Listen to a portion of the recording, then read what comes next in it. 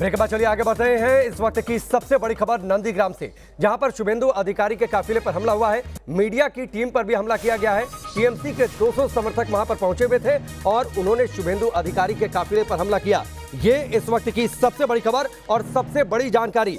नंदीग्राम के booth number 174 पर शुभेंदु अधिकारी जब वहां से निकल रहे थे, उनके साथ चल रही गाड़ियों पर हमला हुआ, उनके काफिले पर हमला हुआ और जो मीडिया की गाड़ियां उनके काफिले के साथ थी, जो उन्हें फॉलो कर रही थी, उनकी टीम पर भी हमला हुआ है, उन गाड़ियों पर भी हमला हुआ है। अब से थोड़ी देर पहले हमारे सहयोगी ने भी उनसे बातचीत की थी, जिसमें शुभेंदु अधिकारी कह रहे थे कि वोटिंग का पैटर्न अच्छा है, सब कुछ बेहतर होगा, उन्हें विश्वास है, वोटर सही फैसला लेंगे, उन्हें विश्वास है, कुल मिलाकर शांतिपूर्ण मतदान। लेकिन बूथ से बाहर निकलते हैं, उनकी काफिले पर, उनकी गाड़ियों के काफिले पर हमला होता है। जो मीडिया की टीम उन्हें फॉलो कर रही थी, मीडिया की गाड़ियों पर भी अटैक वहां पर हुआ है।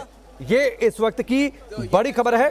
केशपुर से भी बड़ी खबर है, वहां पर भी बीजेपी कैंडिडेट पर अटैक किया गया है, वहां भी मीडिया की टीम पर हमला किया गया है। यानी दो जगहों से इस वक्त की ये बड़ी खबर है। शुभेंदु साहब, बहुत सारे बूथों पर आप घूमे हैं, सब कुछ ठीक ठाक? 60% पोल हो गया। कितनी उम्मीद है इस 6 घंटा में 60%, बहुत अच्छा भाई, बेटा फैलो ना नाम। यानी आप पूरे आश्वस्त हैं कि अब जीत बीजेपी की और आपकी होगी? नहीं, वो तो वोटर ठीक करेगा। मेरा उम्मीद सी है, वोट ठीक ठाक चल रहा है। अभी तक जो आपने घूमा है, बहुत घूमे आप, कई बूथों पर गए, सब जगह क्या लगा आपको? हाँ, तमाम बूथों का दौरा किया आपने, सब जगह जायजा लिया, क्या लगा आपको यहाँ के रुझान से, आज के रुझान से? आज का क्या लगा? जैसे कई सारे बूथ पर आप घूमे अभी एक के बाद एक, तो उसमें सेंट्रल पैरामिलिट्री फोर्स और इलेक्शन कमीशन ने पूरा टाइट कर दिया गुंडा को। अच्छा, उसका फायदा लोग हो रहा है, लोग वोट डाल रहे हैं ठीक से। यानी सेंट्रल पैरामिलिट्री फोर्स लगने से फायदा हुआ है और वोट डाल रहे हैं। अभी तक 60% वोट हुआ इनका कहना है और बीजेपी जीत रही है। वीडियो जर्नलिस्ट विकास राय के साथ विकास चंद, न्यूज नेशन, सोनचूरा बाजार। विकास चंद्रा की बातचीत आपने सुनी। विकास हमारे साथ फोन लाइन पर जुड़ चुके हैं। विकास, थोड़ी देर पहले आपने बातचीत की थी, क्या जो हमला हुआ है शुभेंदु अधिकारी के काफिले और मीडिया की टीम पर, ये इस बातचीत के बाद जब बूथ से बाहर निकले थे उस दौरान? जी देखिए, शुभेंदु अधिकारी लगभग से नंदीग्राम के एक एक बूथ पर जा रहे हैं और जब वो बूथ नंबर 174 पर पहुंचे और उनके साथ लगभग दर्जनों गाड़ियां जो हैं वो मीडिया की भी चल रही हैं और एक बहुत बड़ा काफिला हो गया है। उनके खुद की साथ चलने वाली लगभग 10 से ज्यादा गाड़ी है। ऐसे में 174 पर जब पहुंचे, वो निकलने लगे तो टीएमसी समर्थकों ने जय बांग्ला का नारा लगाना शुरू किया और जो पीछे जो गाड़ियां मिली उनको लगभग 4 गाड़ी थी, जिस गाड़ी पर उन लोगों ने पथराव किए और फिर गांव के अंदर से 174 नंबर बूथ के आसपास के लोग फिर लाठी डंडों के साथ आ गए वहां पर और बाकी आगे काफिला निकल गया। उसी काफिले के साथ मैं भी था, तो पीछे जो गाड़ियां थी वो बुरी तरीके से फंस गई और वो उन लोगों जो गाड़ियां थी वो हिंसा की शिकार हो गई। अभी शुभेंदु अधिकारी से इस पूरे मसले पर मैंने बात किया तो उन्होंने साफ तौर पर आरोप लगाया कि जय बांग्ला का नारा लगाने वाले लोग हैं, ये सभी पाकिस्तानी लोग हैं जो जब ममता बनर्जी के इशारे पे काम करते हैं। उन्होंने कहा कि इसी तरीके की ये लोग गुंडागर्दी कर रहे हैं और उन्होंने ये कहा कि मुझे जानकारी मिली है, मैंने पुलिस से भी इस पूरे मसले पर बात की है। तो अभी लगभग 3-3.5 घंटे से शुभेंदु अधिकारी घूम रहे थे। विकास, जो पीछे 4 गाड़ियां थी जिनको आप बता रहे हैं कि वो हमले का शिकार हो गई, क्या किसी को गंभीर चोट तो नहीं आई है? उनमें मीडिया की भी गाड़ियां थी?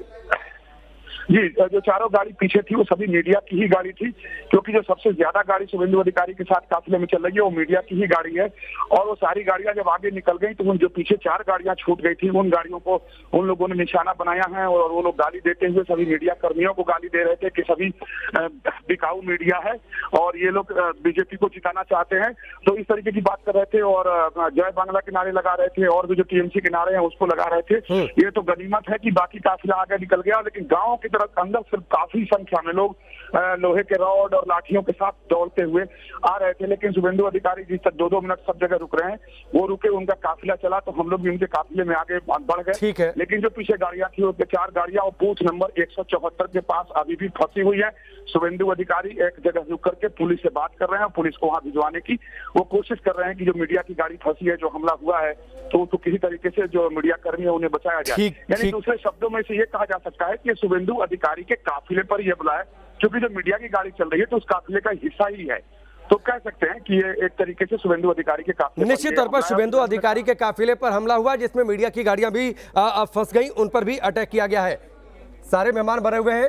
अवधेश जी, थोड़ी देर पहले मैं शुभेंदु अधिकारी के बॉडी लैंग्वेज, उनके कॉन्फिडेंस, उनकी बातों पर चर्चा कर रहा था आपसे, लेकिन देखिए उसके बाद बाहर निकलते हैं, अलग अलग बूथों पर जा रहे हैं, 200 समर्थक हाथ में लाठी डंडे रॉड लेकर आ जाते हैं और काफिले पर हमला कर देते हैं। इसे कैसे देखा जाए? क्या ये फ्रस्ट्रेशन है? देखिए, पहली बात तो है कि मुझे आश्चर्य ये हो रहा था कि ममता बनर्जी से सीधा टकराव लेने के बावजूद सुबह से 12 बजे तक अभी तक शुभेंदु अधिकारी पर किसी पर के खिलाफ कोई हिंसा क्यों नहीं हुई? हम लोगों ने चुनाव देखे हैं, तो इसलिए ये जो अभी जो कुछ थोड़ा बहुत जो हमला किसी गांव में हुआ है, इससे ये मेरे लिए अस्वाभाविक नहीं है, सामान्य है। लेकिन इसके देखिए दो मायने हैं बहुत साफ। एक कि जो लोग पश्चिम बंगाल में मतदान केंद्रों से मतदाताओं को डराकर, धमकाकर, भगाकर और बलपूर्वक अपने पक्ष में मतदान करते और कराते थे, वो सफल नहीं हो रहे हैं। और वो सफल नहीं होने की खीज में उन लोगों को लगा है कि ये यही है शुभेंदु अधिकारी, मारो मारो मारो, और लाठी भाला सब लेके निकल गए। और मीडिया पर तो गुस्सा है ही है, क्योंकि मीडिया वहां इस बार जिस ढंग से मीडिया ने पश्चिम बंगाल की सच्चाई को दिखाया है, उस ढंग से हम लोगों ने 2006 में भी नहीं दिखाया था, 2011 और 16 में भी नहीं दिखाया था। तो वो शिकार होना। लेकिन ये फिर मैं कहूंगा कि पश्चिम बंगाल की, चाहे वो वामपंथी शासन हो या 2 बार से ममता बनर्जी का शासन हो, वहां का चुनाव जिस प्रकार से हिंसा, धांधली और एक प्रकार से कहिए कि वो चुनाव होता ही नहीं था अगर उसकी दृष्टि से देखे। और 2017 में जो पंचायत चुनाव के दरमियान जो भयानक हिंसा हुई थी, जीते हुए कैंडिडेट को राज्य, उसके दरमियान ये बहुत छोटी घटना है। ऐसी घटनाएं अगर न हो तब तो फिर मानना पड़ेगा कि पश्चिम बंगाल से बेहतर कोई राज्य ही नहीं है। तो यह चिंता का विषय नहीं है। ये बता रहा है, मैं अंतिम बात कह रहा हूं कि देखिए तृणमूल के समर्थकों को लग गया है कि नंदीग्राम से उनका किला शायद ढहने वाला है। ठीक है, मैं इनके सिंह सर इस पर भी आपसे टिप्पणी लूंगा, लेकिन उससे पहले बड़ी खबर आ रही है। टीएमसी ने चुनाव आयोग में शिकायत की है। टीएमसी की टीम पहुंची है चुनाव आयोग, शिकायत वहां पर की गई है। पूर्वी मिदनापुर के मायना में बूथ के अंदर घुसे बीजेपी कार्यकर्ता, ये आरोप लगाया गया है टीएमसी की ओर से। सुरक्षा कर्मियों ने कोई कार्रवाई नहीं की है। टीएमसी की ओर से ये कहा गया है कि जब वहां पर उन्होंने मौजूद सुरक्षा कर्मियों से शिकायत की तो कोई भी एक्शन नहीं लिया गया। विद्या, इस तरीके की खबरें तो लगातार आ रही हैं, कहीं बीजेपी के लोग टीएमसी पर आरोप, कहीं टीएमसी का आरोप बीजेपी के नेताओं पर।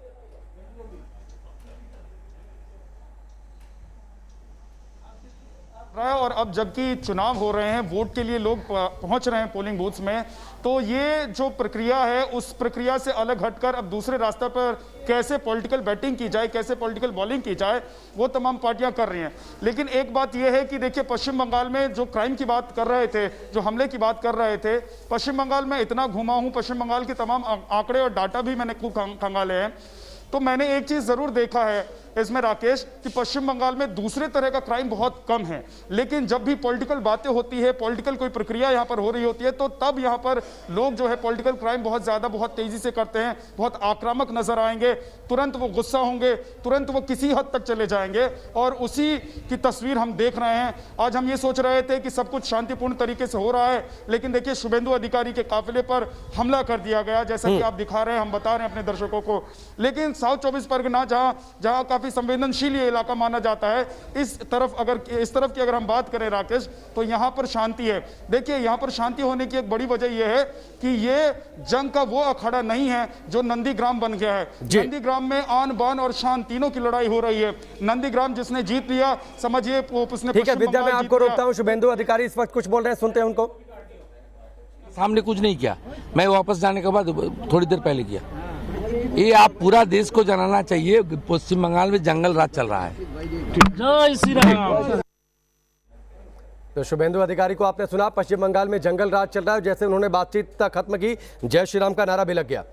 एनके सिंह सर, जिस तरीके से शुभेंदु अधिकारी पर हमला हुआ, जिस तरीके से केशुपुर में बीजेपी कैंडिडेट की गाड़ी पर हमला हुआ, वहां भी लाठी डंडों और बांस का वहां पर भी इस्तेमाल किया गया है, जो जानकारी आ रही है। चुनाव के दिन, वोटिंग के दिन इस तरीके का हमला, फ्रस्ट्रेशन या फिर जो बात जिसका जिक्र अवधेश जी कर रहे थे थोड़ी देर पहले कि दरअसल जिस तरीके से डरा धमकाकर वोटिंग करवाना जो पैटर्न रहा है पश्चिम बंगाल की चुनावी सियासत में, वो इस बार नहीं हो पा रहा है, उसका फ्रस्ट्रेशन ये।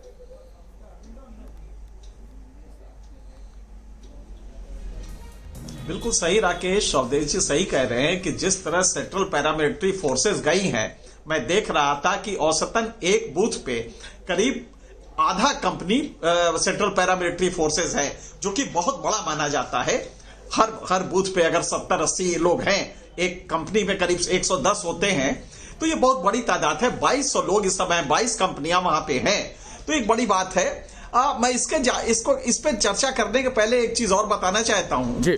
आप अपने रिपोर्टर्स को इमीडिएटली, अगर वो सुन रहे हैं मेरी बात, तो भी समझें। एक प्रोटोकॉल हम लोगों ने डेवलप किया था कि जब भी इस तरह के इलेक्शन हो, हाई वोल्टेज ड्रामा हो रहा हो, हाईली एग्रेसिव सोसाइटी हो, तो उसके लिए कैंडिडेट के साथ न जाके कम से कम 100 मीटर की दूरी पे कॉन्वॉय रहे। मीडिया का कॉन्वॉय हमेशा कैंडिडेट से 100 मीटर्स की दूरी पे रहना चाहिए। मैं आपके रिपोर्टर से कहना चाहूंगा आपके माध्यम से कि वो अगर कैंडिडेट के साथ चल रहे, चलना पड़ेगा, इसमें कोई, ये मजबूरी है। ममता बनर्जी जा रही तो आपको चलना पड़ेगा। हम लोग 40 साल चले हैं, लेकिन उसमें एक सेफ डिस्टेंस, और इसलिए नहीं कि सेफ कोई पत्रकारिता में न्यूनता आ जाएगी, इसलिए कि ये ना लगे जनता को कि आप इनके साथ हैं, इनके कॉन्वॉय में हैं, तो इनकी बात कह रहे हैं। ठीक है एनके सिंह सर, आपको रोकता हूं। एक और बड़ी खबर आ रही है। बड़ी खबर बंगाल के चांदीपुर से, जहां पर बीजेपी कार्यकर्ता पर जानलेवा हमला हुआ है। बीजेपी कार्यकर्ता की हालत गंभीर है। टीएमसी नेता के भाई पर हमले का आरोप लगा है। ये तस्वीरें देखिए, कितनी गंभीर चोट आई है। गंभीर चोट आई है चांदीपुर से, ये बड़ी खबर है। लगातार इस तरीके की खबरें आज वोटिंग के दिन आ रही हैं। दूसरे चरण का मतदान 30 सीटों पर, नंदीग्राम में सबसे बड़ा संग्राम है। एनके सिंह सर, देखिए आपसे बातचीत करते करते एक और बड़ी खबर आ गई चांदीपुर से इस तरीके की। मैं इस पे अब आ जाऊं कि ये क्यों हो रहा है। देखिए, सत्ता में जब ये रहे हैं, ये मार्क्सवादियों के टाइम से ही चल रहा है, तो पॉलिटिसाइजेशन सोसाइटी का होता है और लंपटवादिता पैदा होती है, वो सशक्तिकरण लेती है सत्ता से। ममता बनर्जी ने इस तरह के लुम्पेनाइजेशन के पॉलिटिक्स का बहुत ज्यादा किया। नतीजा यह है कि आज जब वो देख रहे हैं कि एक बड़ा काउंटर फोर्स आया है, तो वो पूरी तरह से, क्योंकि उनका अस्तित्व खतरे में है, उनकी दुकानदारी खतरे में है, तो ये कोई पब्लिक नाराजगी नहीं है, ये उन्हीं लोगों की नाराजगी है, उनके कार्य। आप देखें, ज्यादातर टीएमसी के लोग हमला कर रहे हैं। इसके पीछे सिर्फ एक कारण है कि उनको यह लग रहा है कि अगर ममता बनर्जी की पार्टी हारी, तो उनका जो ये सत्ता के साथ मिलके एक नेक्सस था, जिसके कमाई भी होती थी, सशक्तिकरण भी होता था, वो हट जाएगा। इसी वजह से आप देखेंगे कि टीएमसी ज्यादा एग्रेसिव दिखाई देगा, बीजेपी के लोग अपेक्षाकृत कम दिखाई देंगे। यही केरल में भी हो रहा है। तो मुझे लगता है कि इसको सेंट्रल पैरामिलिट्री फोर्सेस को इस नजर से देखना हो चाहिए। ठीक है, लेकिन धीरेन्द्र पुंडीर, एक वक्त जो लेफ्ट की इसी सियासत और इसी चुनावी हिंसा के खिलाफ तो ममता बनर्जी भी खड़ी हुई थी, उन्होंने भी इस तरीके के आरोप लगाए थे, लेकिन सत्ता में आई 10 साल हो गए और ये आरोप खुद उन्हीं पर अब लग रहे हैं।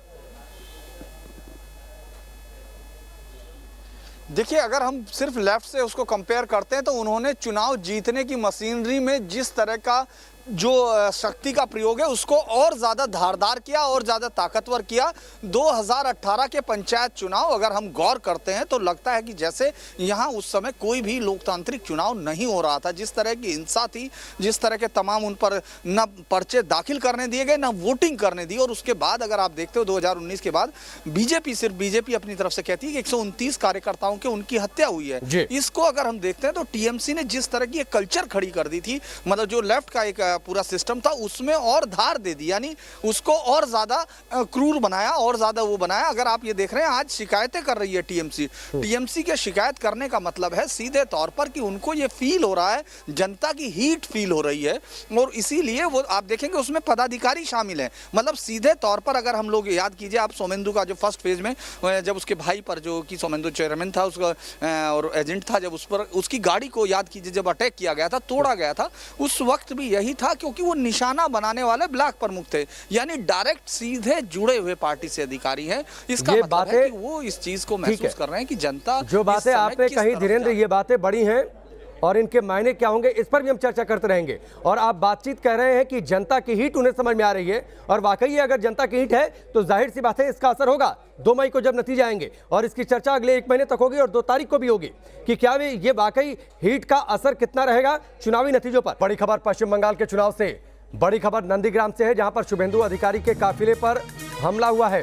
पीछे की जो 4 गाड़ियां थी वो इस हमले में फंस गईं। लोग बड़ी संख्या में लाठी डंडे और रॉड लेकर वहां पर पहुंचे हुए थे। मीडिया की गाड़ियों पर भी हमला किया गया है।